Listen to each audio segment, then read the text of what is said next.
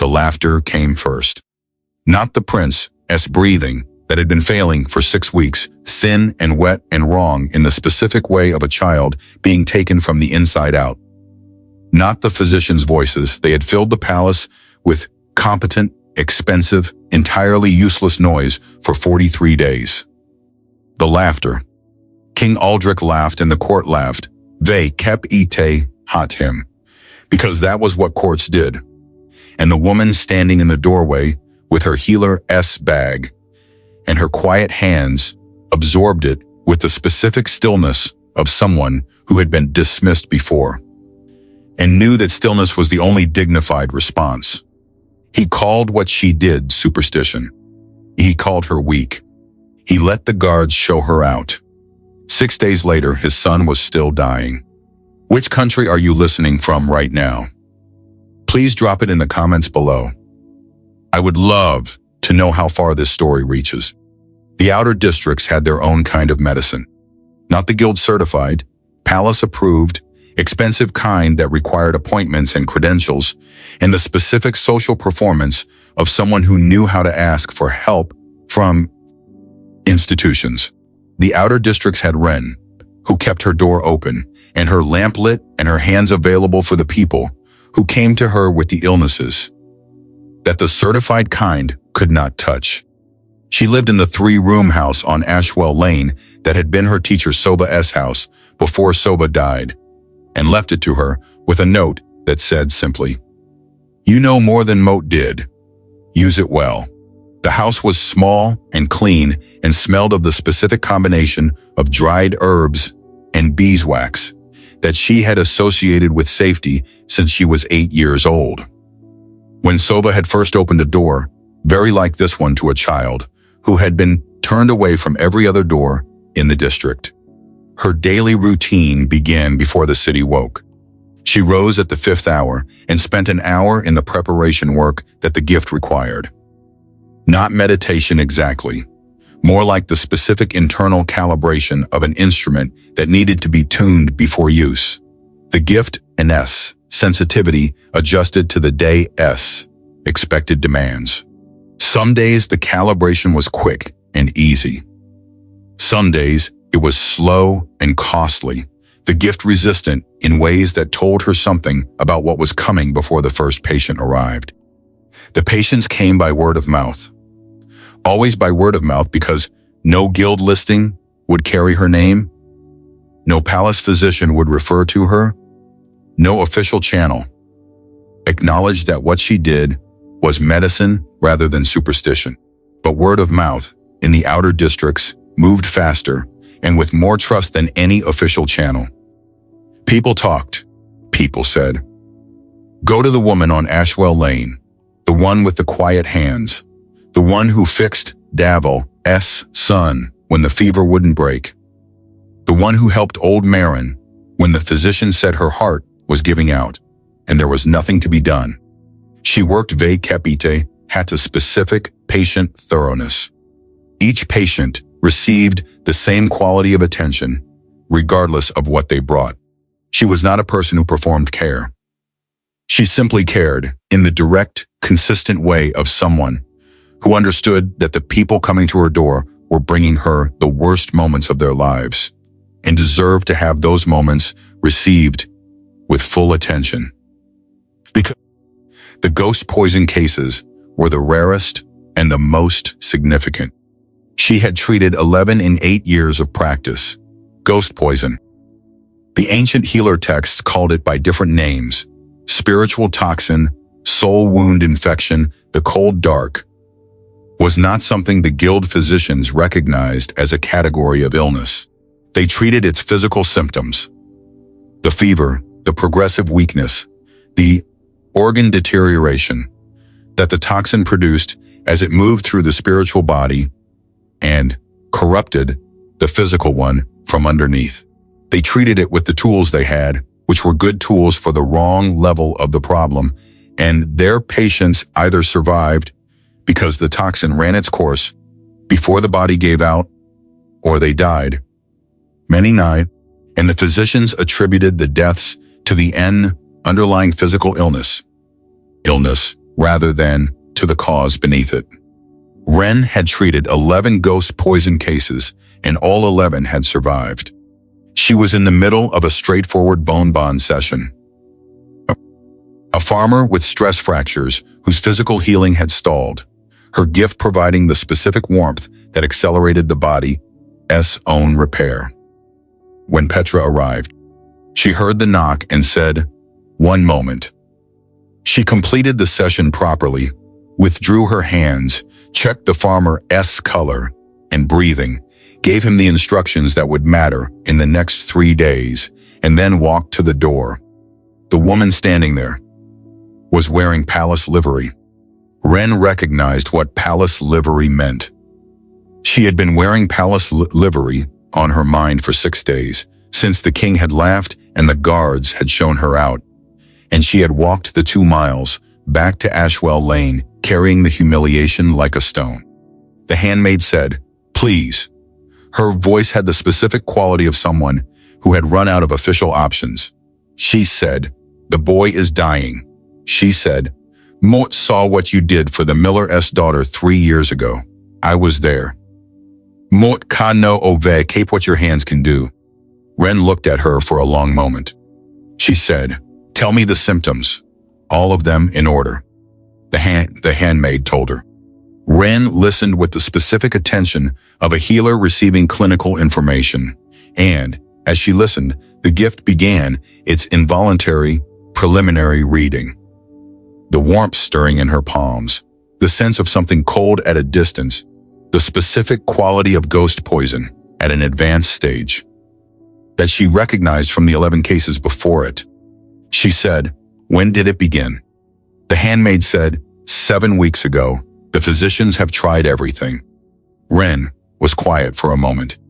She had gone to the palace 6 days ago, precisely because she had heard the description of Prince Corvus' illness through the district's word-of-mouth network and had recognized what it was.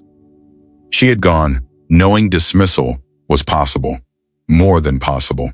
She had gone because the alternative was not going, and not going meant a child dying of something she could fix.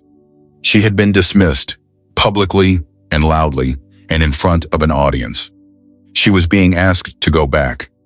She said, "Moat will need my full kit." She said, "Moat will need to be brought directly to the boy, not to the king." She said, "Moat will not be announced." Petra said, "Yes, all of it, yes." Wren went to pack her kit. She had been 8 years old the first time the gift activated fully. Her younger brother had been sick for 2 weeks. A fever that rose and fell in the specific pattern she would later understand as ghost poison's signature cycle, the physical illness in its rhythm of false improvement and real deterioration. The physicians had attended twice and prescribed compounds that addressed the fever's surface presentation without touching its cause. Her brother was worse each morning. On a Tuesday night, she had sat beside his bed in the dark and taken his hand and felt, for the first time, the specific cold that lived underneath the heat. She had not known what it was. She had simply felt it. A darkness moving against her palm from the inside of his hand, the specific cold of something that should not be there pressing outward against her warmth. Her instinct, entirely without instruction, was to pull rather than push, to draw the cold toward her rather than try to force it away from him. She had done this. It had taken a long time, and at the end of it she had been on the floor with the worst pain she had ever experienced, moving through her hands and chest in a brief, complete blindness that had lasted approximately 30 seconds before it cleared. Her brother's fever broke that night. She did not tell anyone what she had done. She had learned, in the years that followed, why this instinct was correct. The concealment, not the healing. The healing was real, and she had always known it was real. The concealment was learned through specific costly experiences. The village elder she had told at age 9, who had looked at Moat her, with the particular fear of someone encountering something outside their framework, and called her cursed. The physician, S. apprentice, at 12, who had laughed in this foreshadowed the king, S. laughter 14 years later. The teacher at the district school who had told her parents she was telling stories.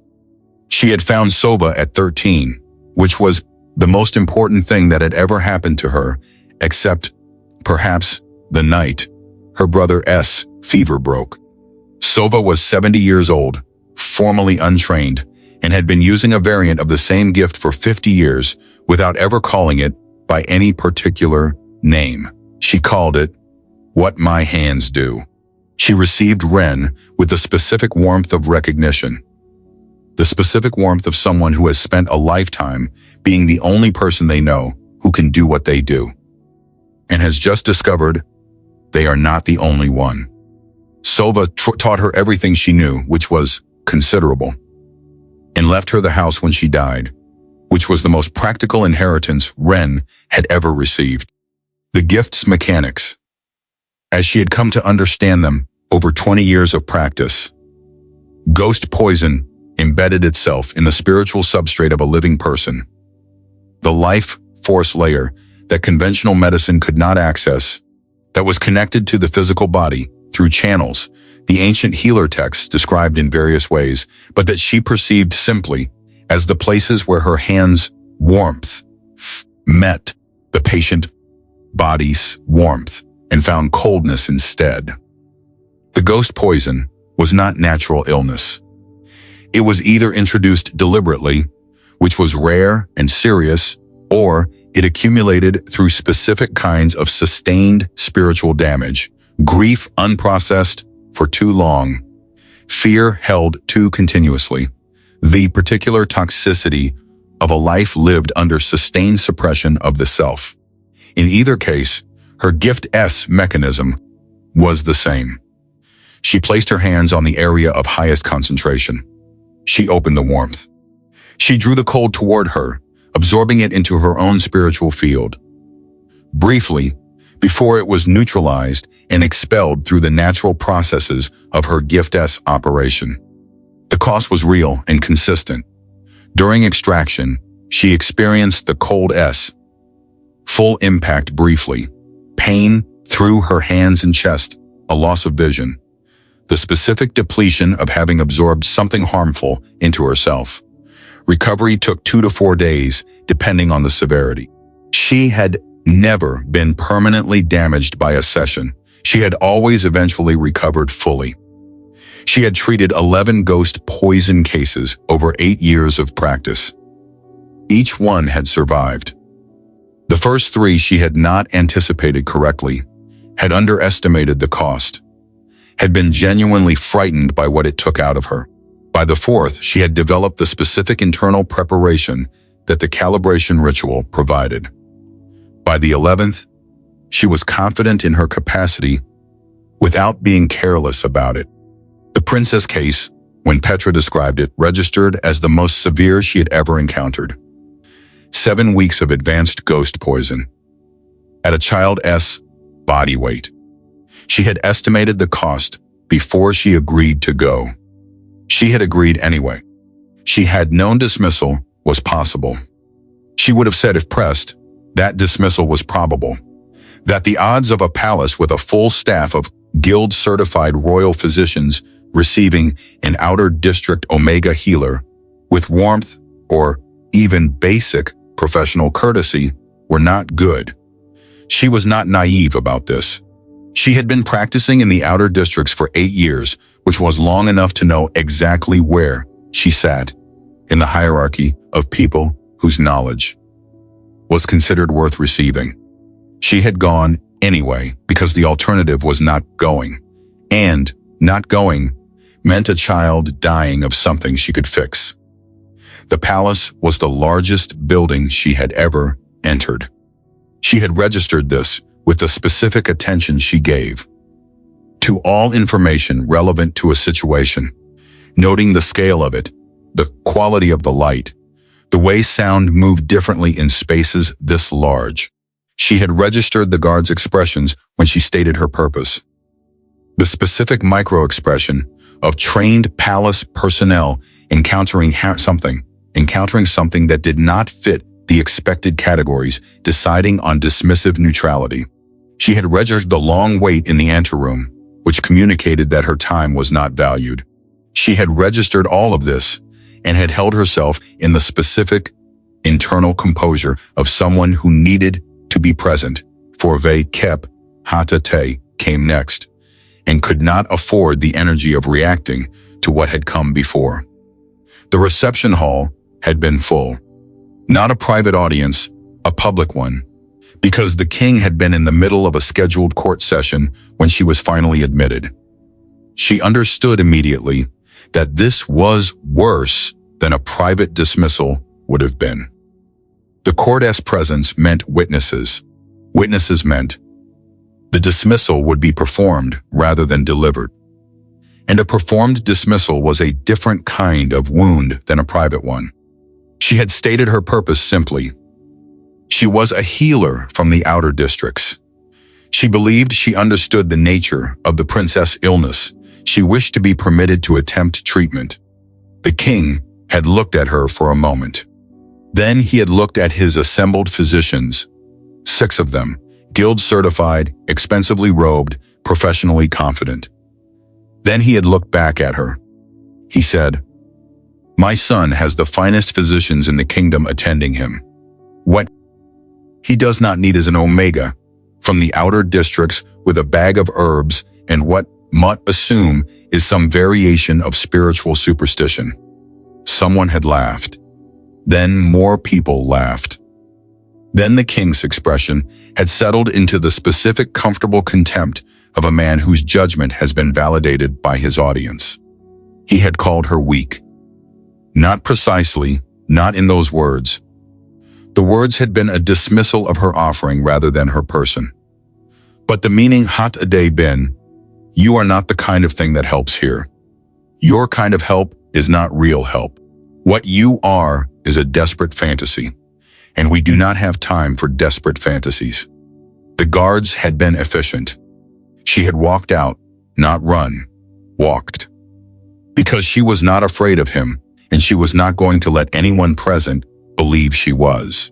She had walked out through the palace's main corridor and through the outer gates and onto the road back to the outer districts, and she had covered the 2 miles in a specific internal state that she could only describe as the aftermath of a wound that had not finished arriving yet. The 6 days that followed were the 6 days of learning they kept hot. A public humiliation. Felt like as distinct from private dismissal. Private dismissal she had experienced many times. It had a specific quality. The door closing, the conversation ending, the clean, finite feeling of a rejection that was complete in the moment it happened. Public humiliation was different. It lingered in the way that witnessed. Things lingered. It lived in the memory of everyone present, was replicated every time those people repeated the story. Accumulated interest with each retelling. She was the omega the king had laughed at. That was now a thing that existed in the palace narrative, a small fixed story about a specific person who was not worth serious consideration. She had worked through it the way she worked through everything difficult. Methodically, honestly, without suppressing it and without dramatizing it. She had been hurt. She had allowed herself to know she had been hurt. She had continued working. She was in the middle of a session when the knock came. The knock was Petra. Petra had been Corvus' handmaid since the boy was 3 years old. She was 61, small, and possessed of the specific practical competence of someone who had spent decades attending to a child they loved with the full force of their professional life. She had been at the prince's bedside for 7 weeks. She had watched the physicians. She had watched them work with everything they had, which was considerable, and she had watched their everything be insufficient. She said, yesterday, his breathing changed. It changed in a way Moat had not heard before. She said it with the restraint of someone controlling fear, because fear was not currently useful. She said, "The head physician told me this morning there is nothing more to try." Wren listened. She said, "Describe the breathing change specifically." Petra described it, the specific quality of it, the particular rhythm, the sound, the way it interrupted itself at intervals, told Wren what she needed to know. This was ghost poison entering its final phase. The physical body was failing because the spiritual toxin had reached its deepest concentration. Without extraction in the next 24 to 48 hours, the physical damage would become irreversible. She said, "The king dismissed me 6 days ago." Petra said, "Moat, no, I was there." She said it without flinching from the weight of the acknowledgement. She said, "Moat, I'm asking you to come back anyway." Wren was quiet. She looked at Moat her hands, the hands that the king had implicitly called useless, that the court had laughed at, that 6 days of outer district practice had reminded her were neither of those things. She thought about the child she had never met whose breathing was doing the thing Petra had described. She thought about what it cost to return to a place that had publicly shamed her. She thought about what it cost not to.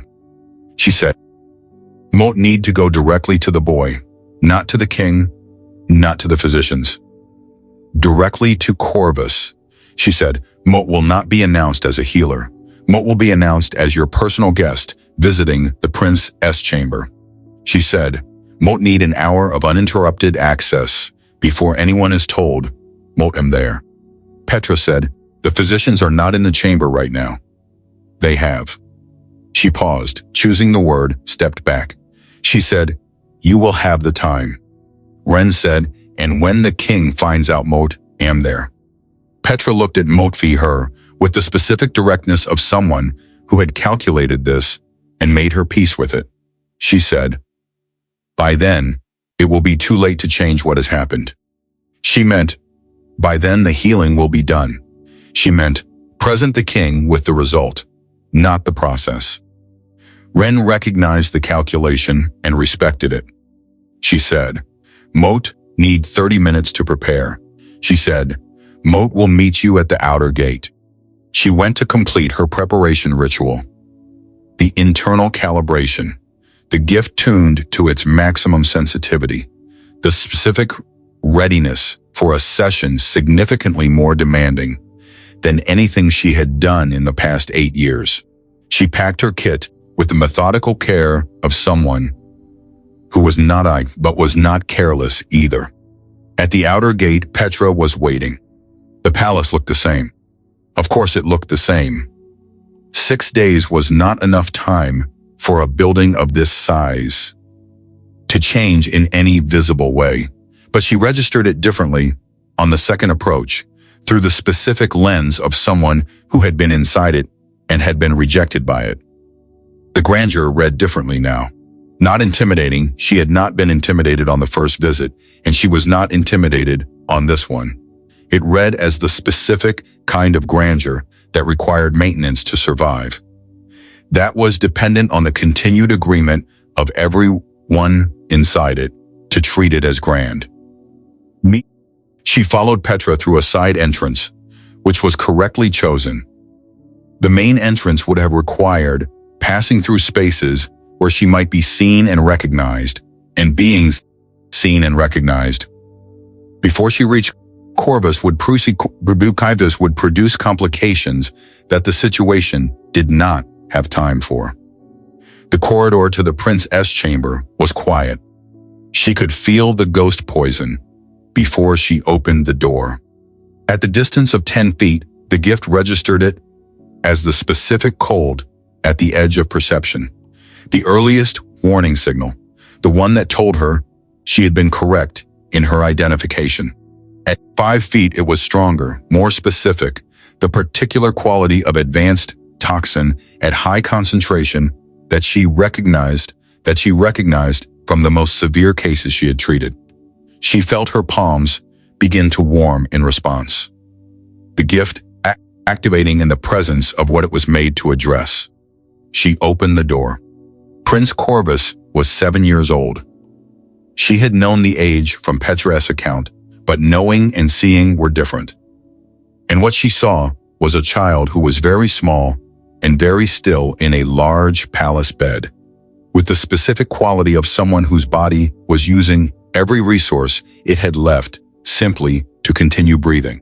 His color was wrong, not fever, flushed, but the specific pale gray of someone whose physical systems were being drawn down by something deeper than ordinary illness.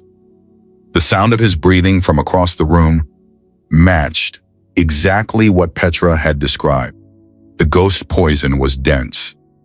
She sat in the chair beside his bed. She looked at his face for a moment, the child who had nothing to do with any of the politics around him, who had simply been born a prince and had been 6 weeks ago given a spiritual toxin that was trying to kill him. She placed both palms on his chest. The cold hit her immediately, more forceful than she had anticipated. Even with the calibration, the toxin S concentration producing a specific impact that moved up through her hands into her forearms and registered as the gift S version of pain. Not physical pain exactly, the cold S hostility to the warmth she was bringing. She breathed, she steadied, she began to draw. The door opened. She did not look up. She could not look up. Breaking contact at this stage of a serious session had specific costs she was not willing to pay when the patient was this fragile. She heard the door, registered the presence of a large person in the doorway, felt the specific quality of a stopped movement, someone who came to do something and found themselves unable to do it. She kept her hands on the boy's chest and drew the dark toward her warmth and did not look up. He had come to have her removed. The message from the guard had been brief.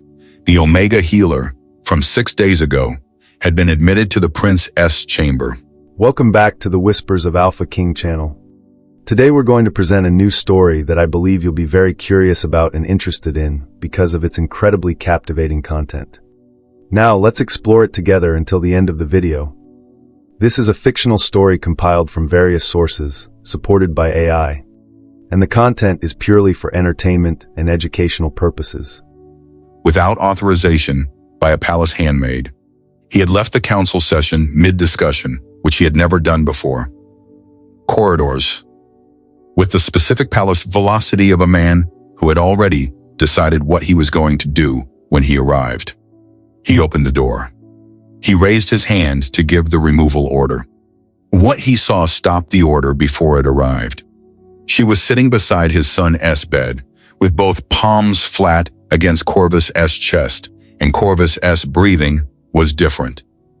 Not in the failing way it had been different yesterday. Different in the direction of something returning. The specific quality of the boy, S chest moving, which had been labored and shallow and interrupted for weeks, had changed to something that had a fullness to it, a regularity, a quality that Aldric's body recognized before his mind did, and produced a physical response that he had no name for. A specific loosening in his chest, a warmth behind his eyes, the involuntary physical response of a person who has been holding something at most terrible, tension, and has felt the first suggestion that the tension might release. The woman, Wren, the name he had dismissed, along vacapite, hot everything else about her 6 days ago, was not performing. This was the specific thing that registered first and most strongly. There was no performance in what she was doing. She was not demonstrating anything for his benefit. Her eyes were closed. Her face was turned slightly downward toward the boy. Her hands were absolutely still, in a way that communicated she was doing something that required every available resource and could not accommodate distraction. His arm came down. He stood in the doorway, and he watched. He watched for the length of time it took him to understand. completely and without the option of retreating from the understanding that something was happening in that room that he had called superstition 6 days ago, and that the word superstition was the most wrong word he had ever used for anything. He did not fully understand what he was seeing. He could not identify the mechanism, could not explain how the woman's stillness was producing the change in his son's breathing, could not fit what he was observing into any framework his considerable knowledge had provided him. But the change was real. The breathing was real. Corvus' color, which had been the specific gray of a child failing, was shifting towards something that had more warmth in it. He watched her bear the cost of it. He saw it move through her. Not dramatically, but visibly. The specific quality of someone absorbing difficult, the tension in her hands and forearms, a brief tremor at her jaw that she controlled immediately, the pallor that came and went across her face as the session progressed.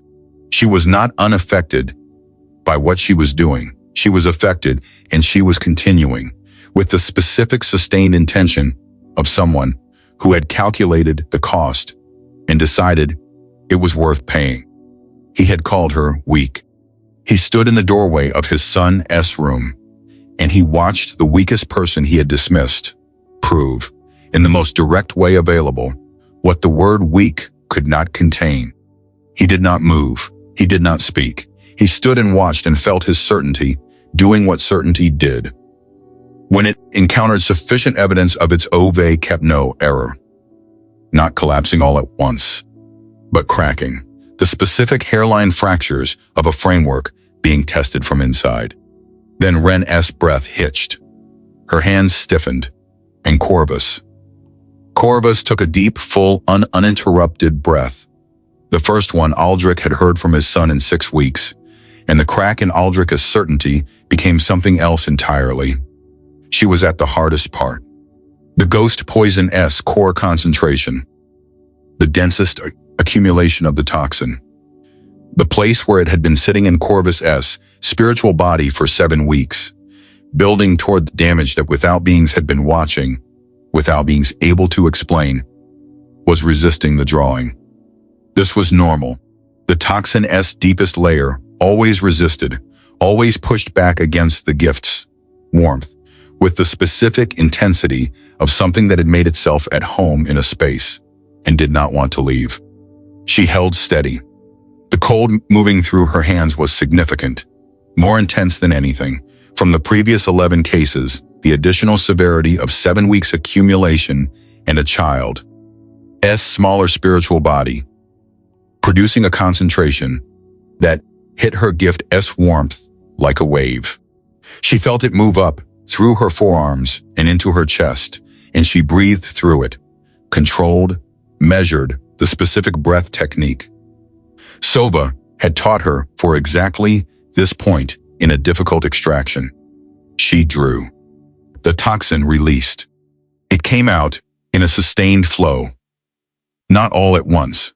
The extraction did not work that way, but in the continuous drawing that the sustained contact produced, the cold moving through her palms and up through her field and being neutralized by the gift, sus warmth as it passed. She held the connection through the resistance, through the cost, through the specific moment halfway through when her vision started to blur at the edges, and she chose to keep her eyes closed, rather than let the blurring interrupt her focus. Then the core released. It went in a single long exhale of the toxin's deepest layer. She felt it leave the boy's chest and pass through her palms and move through her field and dissipate, gone. The specific finality of a successful extraction that she recognized from 11 previous sessions, and that never became less significant for being familiar. Corvus' breathing changed completely. Not improved, transformed. The specific shift from labored absence to natural presence. The chest, moving in the easy rhythm of a child who was well and sleeping rather than a child who was using everything he had to stay alive. She withdrew her hands. The cost arrived immediately. The specific whole-body depletion of a major extraction. The cold she had absorbed moving through her system in the neutralization process, the vision loss coming as she had known it would. She was aware of the room going dark, of the chair's arms under her hands, of the specific disoriented quality of the gift's aftermath. She managed 3 words: "He will be fine." Then she was falling. The hands that caught her were large and certain, the specific quality of someone who moved without hesitation, who made the decision to catch her before she had finished falling. She registered this in the dim aftermath space of the vision loss, being held by someone who had not hesitated. She heard Corvus say, very clearly, in the voice of a child who has just woken from the first real sleep in 7 weeks, "Papa, she is cold. Give her your coat." She heard the king make a sound she had no previous framework for. Not words. The specific, inarticulate sound of a man whose son just spoke to him from the other side of what had been 6 weeks of slow dying. And she felt the warmth of something placed around her shoulders. She let herself rest. She woke in a palace room. This registered before anything else. The specific quality of palace, grade, linens, the height of the ceiling, the window's light coming in from the correct angle for a west-facing room in the morning. She was in a guest chamber, which meant she had been moved here from Corvus's room at some point while she was unconscious, and that moving her here had been someone's decision. She took inventory of herself, hands. Sore, as expected, the specific ache of the gift. Cost settling into the joints, vision fully restored, which placed her at a minimum of 6 hours post-session. Body, depleted but functional. The specific quality of someone who had done something significant and was in the recovery period rather than the crisis period. She had done harder recoveries than this. She sat up carefully. There was water on the table beside the bed, and bread and fruit, and a written note from Petra that said, "Corvus is well. He asked for breakfast this morning and ate all of it." The note had the specific quality of words written by someone who had been afraid for a long time and was still processing the cessation of the fear. The door opened. King Aldric entered, with the specific quality of a large man who had been reconsidering everything and was not yet finished. He was not in court dress. He was wearing the plain clothing of someone who had perhaps not gone to bed and had not thought about what he was wearing. He looked at Moat her with the expression of someone who had prepared what they intended to say and had found, in the actual moment of saying it, that what they prepared was insufficient. She said, "The prince should be well within 3 days." She said it first because the medical information was the most immediately relevant, and because leading with the medical information meant neither of them had to navigate the other thing yet. She said, "The toxin has been fully extracted. His body's own healing will take care of the remaining physical damage." He said, "Yes." His voice had the quality of someone who had been doing something with it, other than sleeping for many hours. He said, "Petra told me." He said, "The physicians examined him this morning." She said, "What did they find?" He said, "Nothing they can explain." She received this with the specific quality of someone who had expected it and was not gratified by being right. She said, "The toxin does not leave physical evidence. It is a spiritual mechanism. Their instruments cannot detect it." He said, "Moat understand." He stopped. He started again. He said, "Moat said things 6 days ago that were wrong." He said it with the specific directness of someone forcing themselves to say a thing they would find easier not to say. He said, "Moat said them in front of people I should not have said them in front of." He said, "Moat called what you do superstition." He said, Moat was wrong about that. She looked at him. She said, yes, you were. She did not offer him softness around it. She did not say it was all right, because it was not all right, and pretending it would not serve either of them. The acknowledgement was correct and necessary, and she received it as such, and left the full weight of it where it belonged. He sat in the chair beside the window, with the specific quality of someone who had earned a seat that they were not sure they deserved.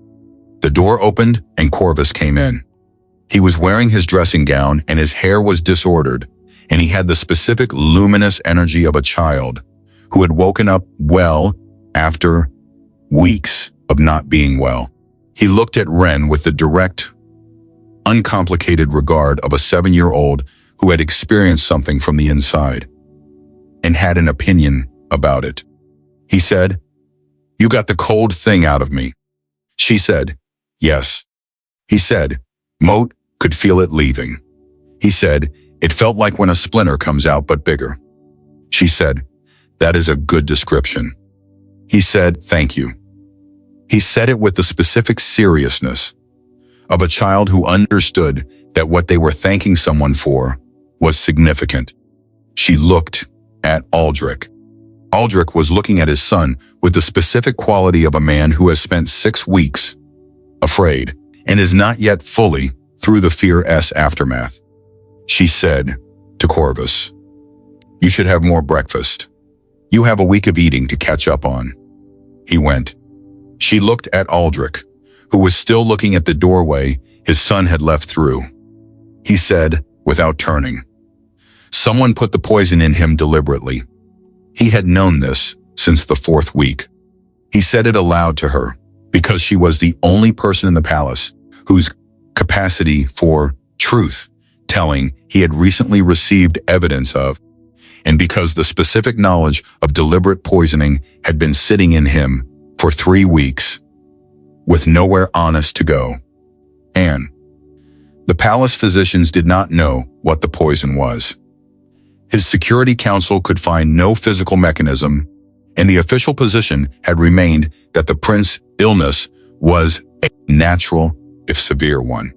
He said, "The Physicians Guild identified nothing introduced, no physical compound, no detectable substance. They concluded it was an organic illness." She said, "They were not wrong in their methodology. Ghost poison leaves no physical trace." She said, "But it is never organic. It does not occur naturally. It is always either accumulated through sustained emotional damage or introduced deliberately." He said, "A child of 7. She said, "Yes." He said, "Does the gift work in reverse, not only extraction but identification? Can you tell where it came from?"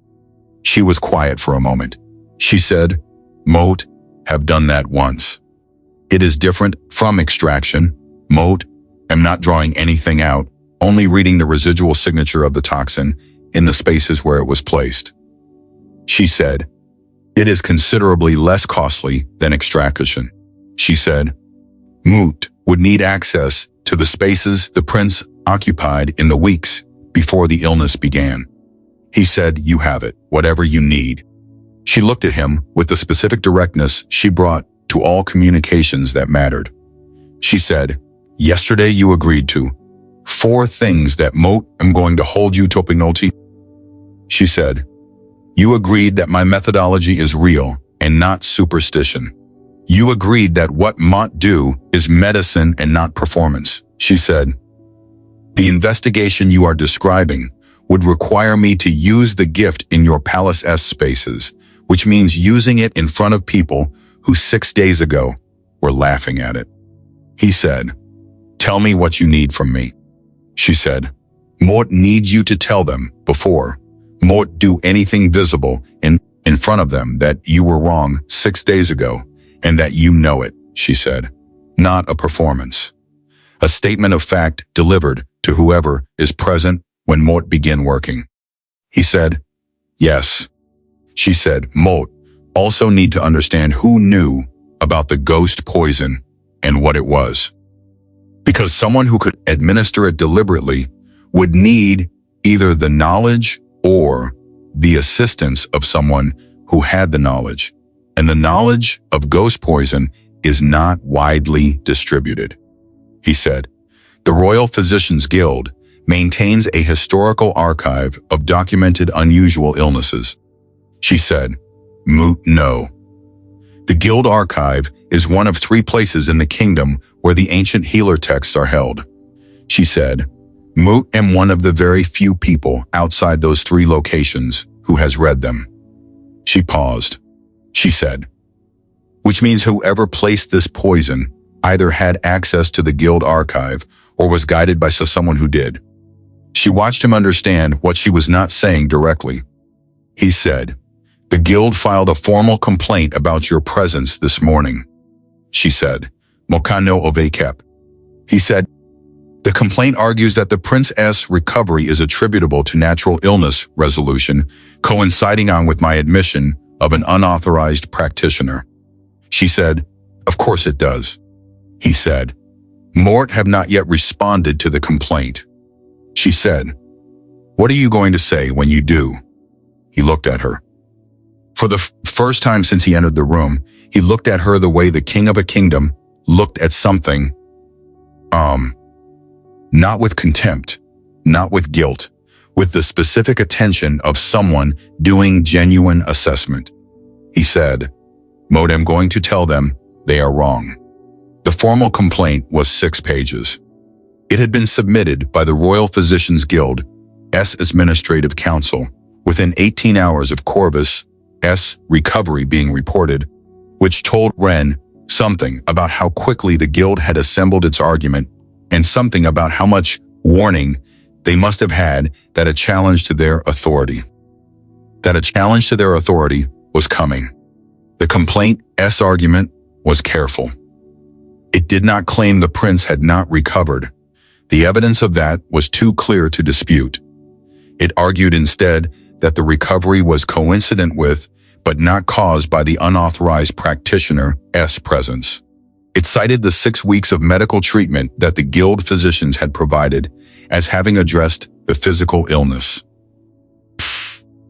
with the natural resolution occurring in the period when the practitioner happened to be present. It requested Wren's formal removal from the palace and a declaration that her methods did not constitute recognized medical practice. The council meeting, at which Aldric received the complaint, was attended by 7 council members, 4 guild representatives, and the palace's chief administrator. Wren was not in the meeting. She was in Corvus' chamber, conducting the 2nd phase of the boy's recovery assessment, which she had told Aldric would take the morning. But Petra was her ears. And Petra had the specific competence of someone who had spent 30 years in a palace and knew which information needed to travel quickly. The guild's senior representative made the argument with the polished precision of a man who had prepared it carefully. He said, the guild has served this palace for 40 years. Our standards protect the kingdom's population from practitioners whose methods cannot be verified, whose training cannot be documented, and whose results cannot be reproduced in controlled conditions. Aldric said, her result was reproduced in front of me. The guild representative said, Ve kep ite hat respect. What the king witnessed was a woman sitting beside a child who subsequently recovered. He said, the causal connection requires verification that cannot be provided. Aldric said, the child was hours from death, according to your own head physician's assessment. He said, the head physician told my handmaid there was nothing more to try. He said, the child is eating breakfast this morning. The representative said, we acknowledge the prince's recovery. We ask the council to consider whether attributing it to an unverified spiritual mechanism serves the kingdom's medical standards. What Aldric said next was, by Petra account, delivered quietly and without any of the performance that had accompanied the dismissal 6 days ago. He said Moat told her what she was doing was superstition. He said, Moat was wrong. He said, Moat will be making that correction publicly. He said, the Guild's complaint is noted and will be reviewed. But Mott want this council to understand that Mott am not going to tell a woman who saved my son's life that what she does is not real. The Guild representative said, if the king formally legitimizes unverified spiritual practice, the implications for medical standards. Aldric said, the investigation into how the poison was introduced has also been opened. He said it with the specific quality of a man placing information in a room and letting the room do what it would with it. The silence that followed had the specific quality of people processing a connection they had not been prepared to process. The Guild's senior representative said, carefully, the Guild is not aware of any investigation. Aldric said, you are now. That evening, Petra reported that 2 Guild administrators had requested an emergency meeting with the chief archivist of the Guild's historical archive. The meeting had been arranged for the following morning. The archivist had not been told the reason. Wren read Petra's account and was quiet for a long moment. She said, Moat need to begin the trace tonight. The trace was different from extraction. She moved through the palace spaces in the specific quality of someone following a signal that only she could perceive. The gift in its tracking mode, which was more like listening than drawing, her palms held slightly out from her body and open, the warmth radiating at low intensity, and reading the specific resonance the ghost poison left in the air, and fabric and stone of spaces where it had been handled or concentrated. Aldric walked beside her. This was not what she had anticipated, but it was what had happened. When she had told him she needed to begin the trace, and he had said he was coming, and she had weighed the costs of arguing against the costs of accepting and had accepted. His presence was neither helpful nor harmful to the gift's operation. She found that she did not mind it. The trail began in the east wing. She felt the first residual concentration in the corridor outside the palace's secondary library, faint.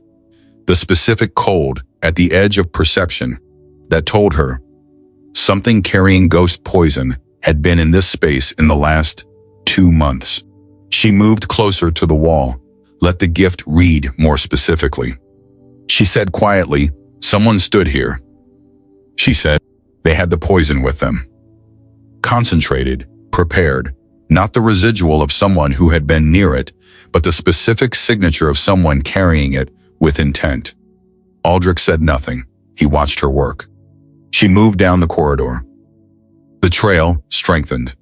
She passed 3 doors and stopped at the 4th. A door that opened, she noted from the small plaque beside it, into the Guild Archive Annex, the secondary location where the Guild maintained its collection of historical medical texts, including the ancient healer records that documented ghost poison. She placed her palm flat against the door. The cold hit her with the specific intensity of a space where ghost poison had been prepared. Not merely carried through, but handled, studied, deliberately concentrated. Someone with access to this archive had read about ghost poison in the texts that documented it, had learned its mechanism, had obtained or synthesized it here, or through knowledge gained here. She said, this is where it started. Aldric said, the annex key is held by 3 people, the archivist, the senior guild administrator, and the Guild's head physician. She turned to look at him. He was looking at the door with the specific expression of a man who had just received a confirmation he had been halfway expecting and was not glad to have been right. She said, the head physician is the one who told Petra there was nothing more to try. He said, yes. She said, he would have known how long the poison takes to progress. He said it was the end of his options on exactly the day that it would have become true if the extraction had not happened. Aldric said, He has been the guild's head physician for 11 years, she said, and a member of the succession faction that wants your current heir removed from the line. He was silent for 3 specific seconds. He said, "How do you know about that?" She said, "Outer district healers hear a great deal. People talk while they are being healed." She said, "Moat do not follow court politics closely, but Moat hear what Moat hear." He looked at the Mafher with the full quality of his attention, the attention she had seen him direct at serious things in the council meeting accounts Petra had given her, and which was, she noted, considerably more capable than the dismissive glance he had given her 6 days ago. He said, "Moat needs you to stay in your chamber tonight. Moat need to make some arrangements." She said, "The archivist meeting your guild representatives requested for tomorrow morning." He said, "Moat cano ove kep about it." She said, "If they are going to remove or damage the archive evidence." He said, "They are not going to have the opportunity." He said it with the specific efficiency of a man who had already decided what was going to happen next and was simply communicating it. He said, "Stay in your chamber. Moat will have guards at the door." She said, "Moat do not need guards." He said, "They are not for your protection. They are for theirs." He paused. He said, "Mott do not want you near whatever is about to happen in that archive." She looked at him. He looked back. She went to her chamber. She did not stay in her chamber. She stayed there for 4 hours, which was the specific amount of time it took for the palace to reach the specific quality of late-night quiet that allowed careful movement through corridors without the ordinary daytime traffic that made unobserved movement difficult.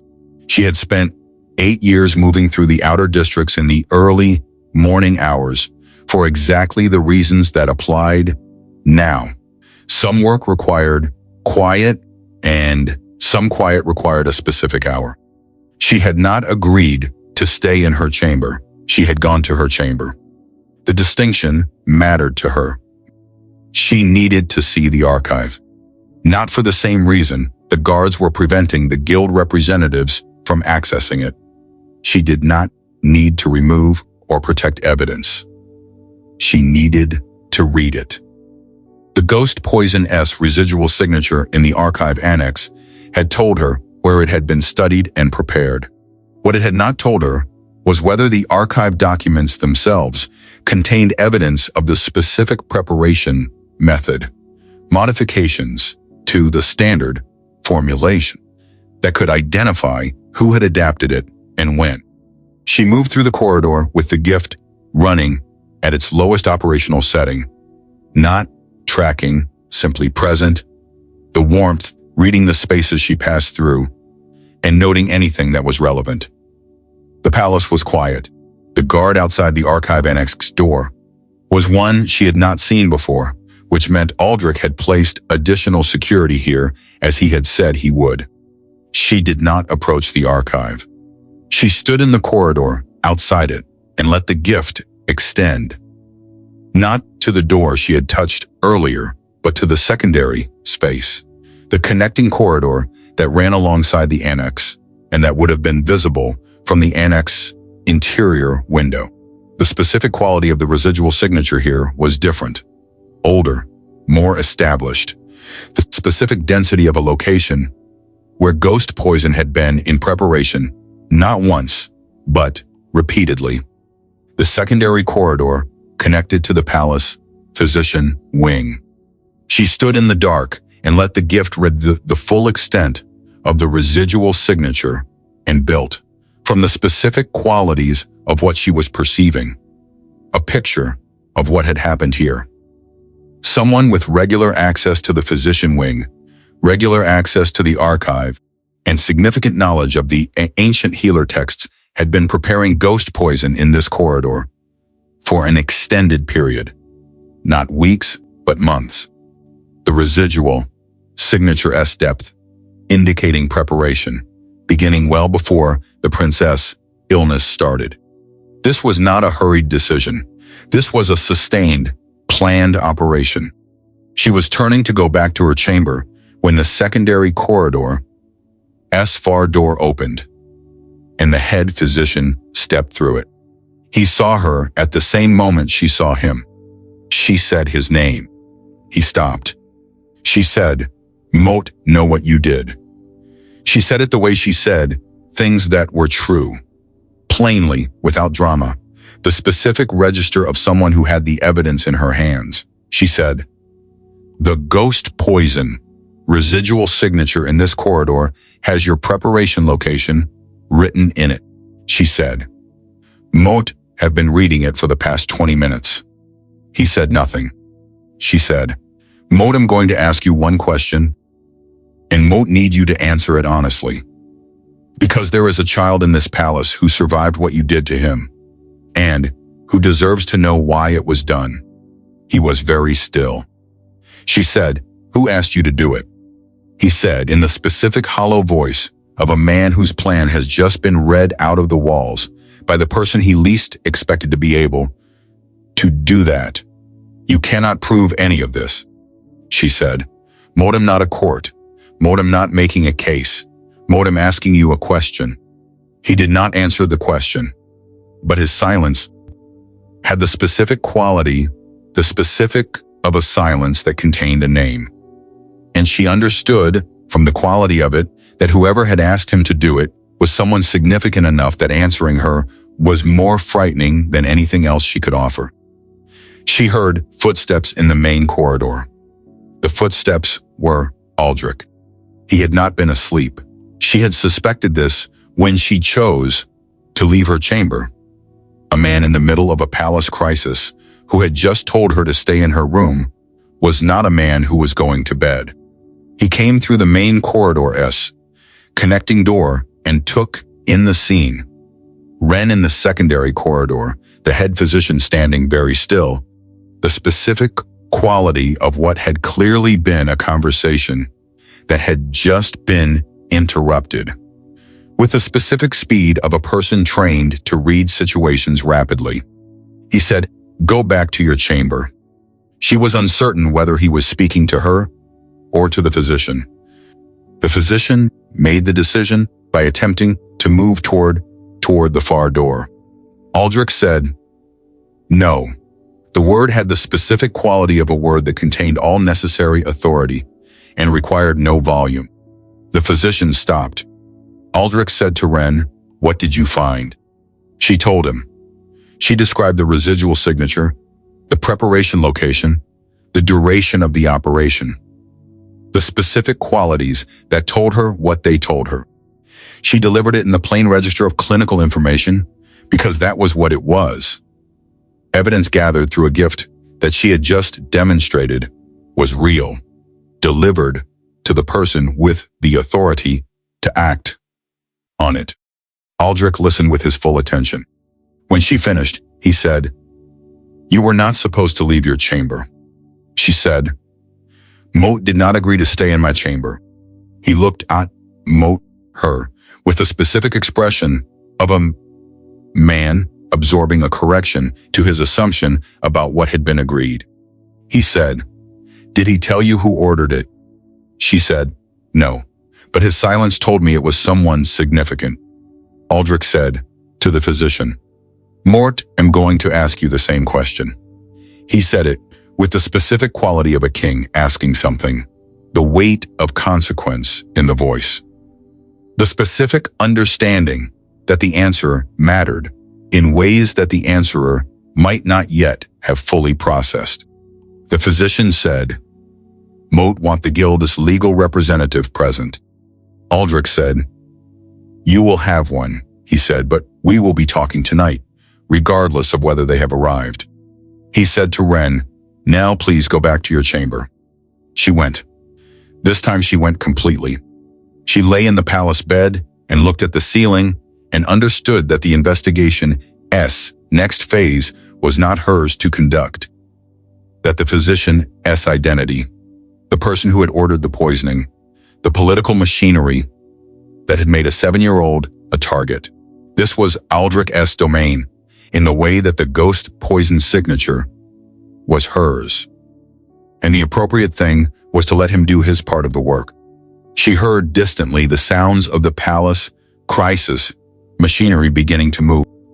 Guards, voices, the specific quality of a building reorganizing itself around a significant event. She closed her eyes. She slept. In the morning, Petra came to tell her the palace's security council had made 2 arrests.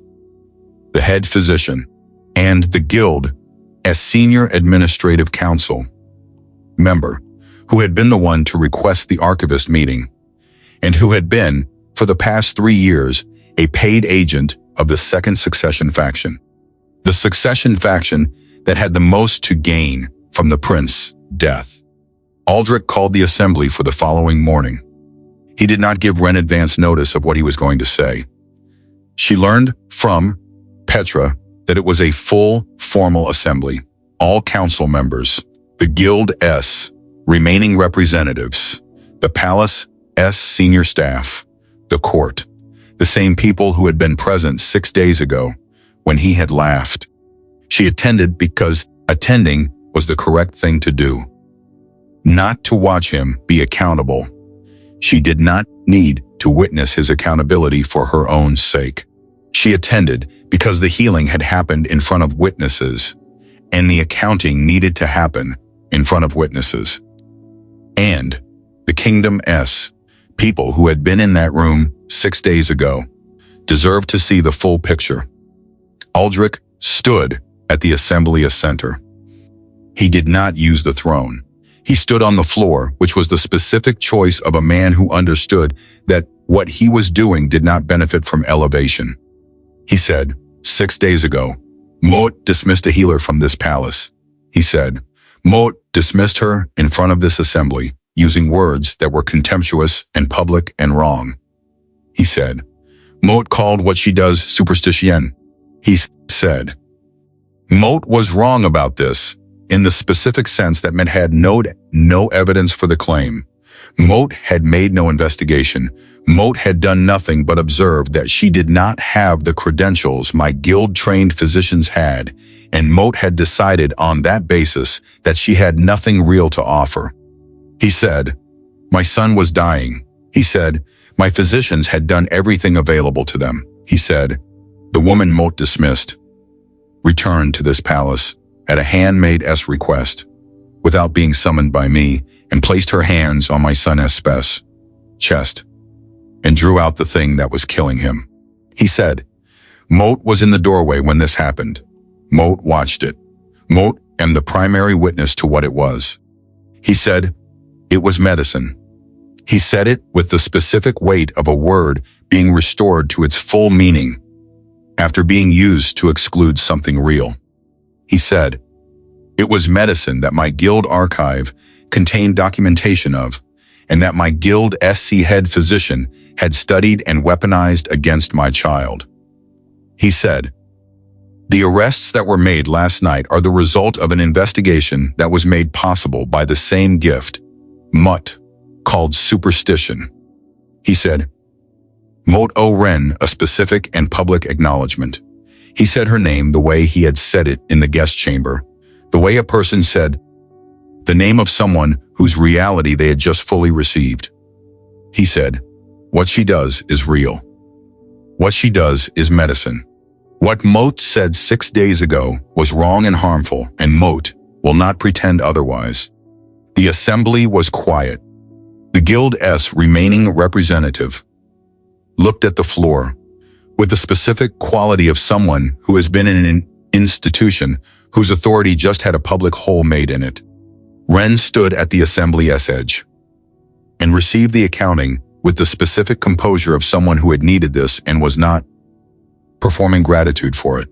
She held the full weight of what he had said and what it had cost him to say it, which was considerable, and she acknowledged it silently as what it was. The most honest thing she had ever heard a powerful person say about being wrong.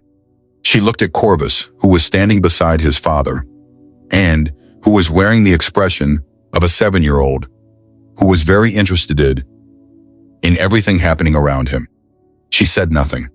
She did not need to. He asked her that afternoon. Not in an assembly, not in front of witnesses, in the eastern courtyard, which was where she had been sitting in the late afternoon sun, doing the specific quiet work of the Gift S post-session restoration, the internal calibration running gently in the background as she let herself be present in the quality of light and air. He came and sat across from her, not close, in the position of someone who had learned something about the appropriate distance for a specific kind of conversation. He said, "Modve cape anate," to ask whether you would consider staying. She said, "In what capacity?" He said, "Modve cape anote," to establish a formal institution, not the guild, separate from the guild, operating alongside conventional medicine rather than under it. A place where spiritual medicine is practiced as the legitimate branch of healing that it is, with trained practitioners, documented methodology, formal standing in the palace medical establishment. She said, "Who would head it?" He said, "Moat was hoping you would tell me." She looked at him, she said, "Moat would head it." She said, "On specific conditions." He said, "Tell me." She said, "The institution would be independent of guild oversight and guild approval. It would set its own training standards. It would answer to the Palace S Medical Council, but with equal standing to the guild, not subordinate to it." She said, "Practitioners would be trained in both the Gift S use and the ancient texts that document it, so that the knowledge is not held by one person, who can be dismissed or laughed out of a room." He said, "Yes." She said, "Cases would be documented and the documentation made accessible. Not to the guild, to anyone who needed to understand what spiritual medicine is and how it works and what its costs are." She said, "The patients who come to the institute would be treated regardless of their standing. Not just palace residents, outer district patients, border patients, anyone who needs what the institute can provide." He said, "Yes to all of it." She said, "Those are the institutional conditions." He was quiet for a moment. He said, "And personally?" She looked at him with the direct regard she brought into all things that required precision. She said, "Personally, Mort require you to understand that what happened 6 days ago is not resolved by the assembly this morning." She said, "You said what needed to be said publicly, and Mort received it as what it was." She said, "What it was the beginning of something that takes longer than a morning assembly to become real." He said, "Moat, understand that." She said, "Moat, I'm not certain you do." She said it without cruelty. She said, "You are a man who has spent a long time being certain about things. You were certain about me, and you were wrong." She said, "Moat, need you to understand that the kind of certainty that produced that mistake is not gone simply because you said so in front of witnesses." He said, "You are right." He said, "Moat do not know how to demonstrate that understanding except by doing the slower work of it." She said, "That is the correct answer." He said, "Will you stay to see whether Moat do it?" She looked at the courtyard's late afternoon light, the palace walls around it, the specific quality of a place that had been 6-ish days ago a site of dismissal, and was now. She was not finished deciding what it was now. She said, "Moat will stay to build the institute." She said, "The rest of it will depend on what happens next."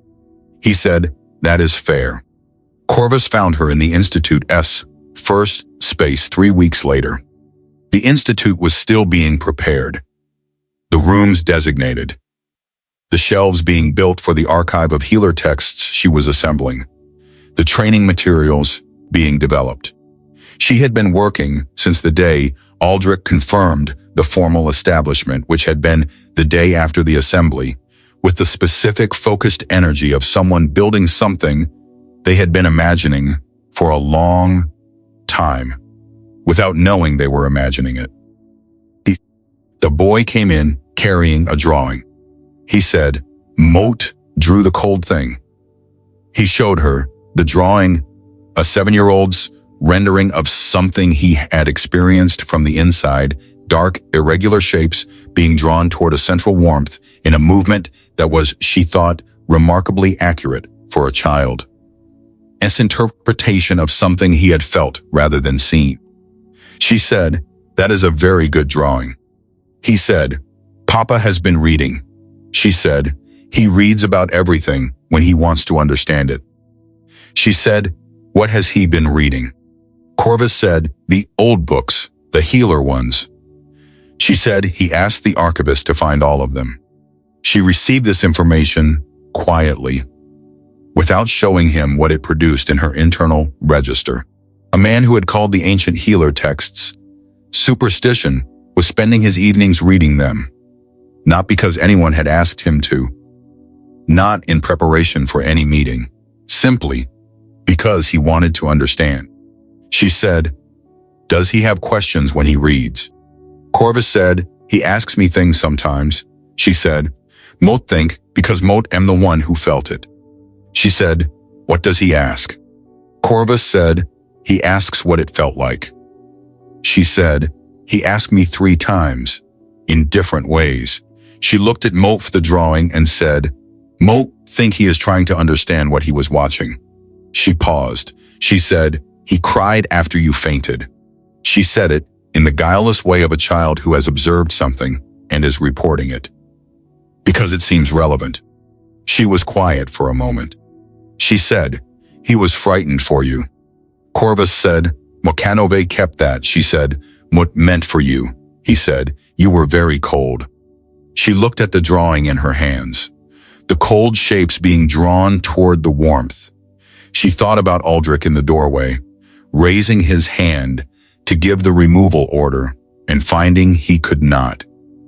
She thought about his hands catching her when she fell. She thought about 3 weeks of evidence arriving without announcement. The Institute, established without delay, the Guild's complaint formally dismissed, with a written ruling she had been given a copy of, the outer district patients, who had begun appearing at the palace gates, following a public notice she had not expected, and had attributed, correctly, to Aldric's administration. She thought about a man reading the ancient healer texts alone in the evenings, because he wanted to understand. She said to Corvus, "Will you tell your father Moat would like to speak with him tonight?" Corvus said, "Yes." He said it with the specific happiness of a child who has been watching something develop and is pleased to be the messenger. He went. She held the drawing and looked at the Institute's walls. The shelves going up, the texts arriving, the space becoming what she had been building in her imagination for 20 years without knowing she was building it, and felt in the specific quiet of the afternoon, the specific quality of something that had been earned rather than given, by her, by him. The difference in arrival, which was not the same as the destination, but which mattered in ways she was not going to pretend did not matter. She set the drawing on the workbench. She went back to building what she was building. 3 years forward. The Institute of Spiritual Medicine occupied the palace northeastern wing and had in 3 years trained 14 practitioners. Not all from the palace, not all from any particular standing or guild affiliation, but from the outer districts and the border settlements and the provincial towns, where people had been carrying gifts Wren's, for generation, without knowing what to call them or what to do with the dismissals they received when they tried to use them.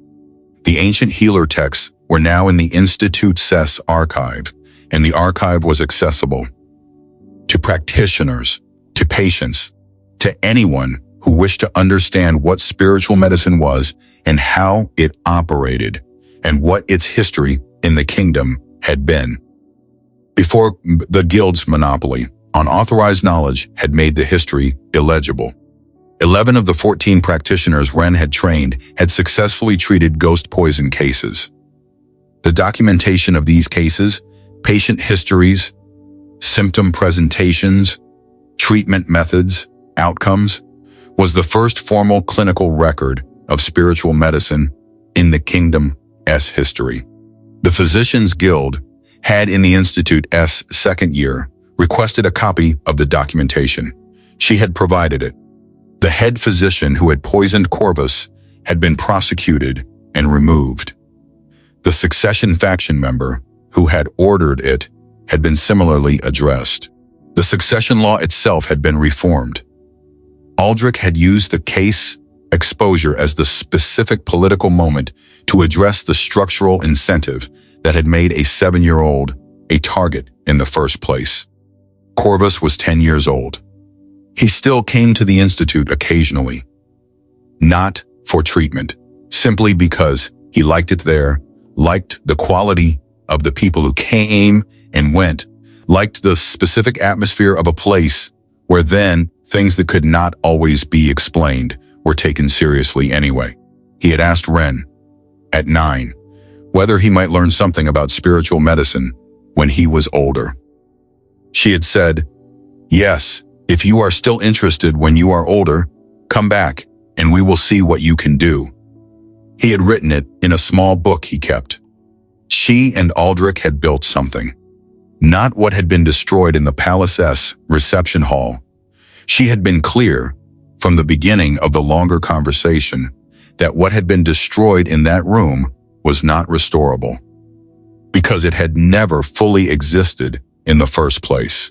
What they had built was new, with the full knowledge of its history, including the hard parts, and it had the specific solidity of things that had been constructed honestly rather than inherited. He had learned the ancient texts. She had learned, slowly and with appropriate evidence accumulation, that the man who had sat in her brother's chair reading until he understood was not performing understanding. It was enough, more than enough. It was exactly what it was, which was real. She stood in the Institute's archive on a Tuesday morning, vacapiti, hot both hands, pressing gently on the shoulder of a 14-year-old apprentice who was doing her first full tracking session and needed the steadying that a hand on the shoulder provided. The apprentice said, "Moat can feel it." She said it with the specific wonder of someone using a gift that no one had ever told them they had. She said, "It is cold, but my warmth is stronger." Wren said, "Yes." She said, "Follow it." She said, "Take your time." Outside the window, the city was waking up. The outer districts were 3 miles from where she was standing. Ashwell Lane was there, with the small house and the lamp that someone else kept lit now. One of the Institute's first graduates who had taken the house and continued the practice that Wren had maintained there for 8 years. The door opened and she heard Aldric's step. She knew it now the way she knew the specific quality of her gift's morning calibration through long and particular familiarity. He came to stand beside her and looked at the apprentice working, and was quiet in the specific quality of silence she had come to associate with him when he was observing something he found worth observing. He said softly, "Is she doing well?" Wren said, "She is doing very well." He said nothing more. He stood beside her in the archive, and the morning light came through the window, and the apprentice followed the cold trail she was learning to read, and the Institute continued to be what it had been built to be. Her story has come to an end, but our journey together continues. If you found this story inspiring and meaningful, please like the video to support me. Don't forget to subscribe to the channel and turn on notifications so you don't miss the next empowering stories. And if you have any thoughts about the characters, her journey, or want to share your own story, please comment below. Moat really look forward to reading and chatting with you.